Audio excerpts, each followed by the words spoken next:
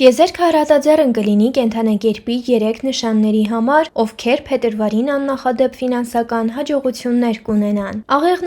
Աղեղնավորի համար 2026 թվականի փետրվարը կնշանավորվի ամենախոստումնալից ֆինանսական ժամանակաշրջաններից մեկի հետ։ Դուք ձեզ պատրաստ եք զգալու ավելիին, եւ դա միայն փողի մասին չէ։ Վեներայի եւ Մարսի միացումը այդ եղջյուրում փետրվարի 7-ին կստիպի ձեզ վերանայել ձեր նպատակները եւ գիտակցել, թե իրականում ինչի եք ուզում հասնել։ Նախկինում դուք կարող էիք հաջողությունը կապել ձեր հաշվի թվերի հետ, բայց հիմա ամեն ինչ փոխվում է։ Դուք ոգեշնչված եք ներդրումներ կատարել իմաստալից նախագծերում, այնպիսի նախագծերում, որոնք օգուտ են բերում ուրիշներին եւ ներքին բավարարվածություն են պարգեւում։ Այս ռազմավարությունը կհարթի իրական ֆինանսական աճի ճանապարհ։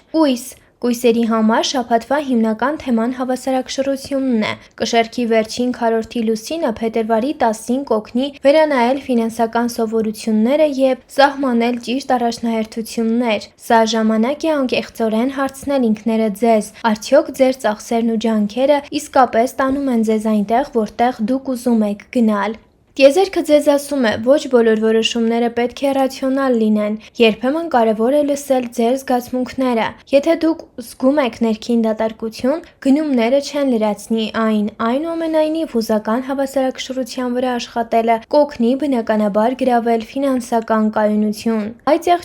Այդ եղջյուրների համար սկսվում է հաջողության խորը վերանայման մի շրջան։ Փետրվարի 11-ից Վեստա աստերոիդը մտնում է ջրհոսի համաստեղություն, ակտիվացնելով նպատակի եւ աշխարհի ներդրման թեման։ Այն, ինչը մի ժամանակ թվում էր ձեր կարիերայի գագաթնակետ, այժմ կարող է թվալ պարզապես մի քայլ առաջ։ Դուք ավելի ու ավելի եք մտածում այն ժառանգության մասին, որը ցանկանում եք թողնել։ Ֆինանսական կայունությունը մնում է կարևոր, բայց այժմ այն սերտորեն կապված է արժեքների ազդեցության եւ ժառանգության հետ։ Սա հիանալի շրջան է երկարաժամկետ նախագծերի, ներդրումների կամ բիզնես պլանավորելու համար, որը օգուտ կբերի ոչ միայն ձեզ, այլև ապագա սերունդներին։ Դե ինչ հավանեցիք տեսանյութը, ապա կիսվեք նրանով ձեր ընկերների հետ, բաժանորդագրվեք եւ իհարկե գրեք ձեր կարծիքը մեկնաբանություններ բաժնում։ Շնորհակալություն։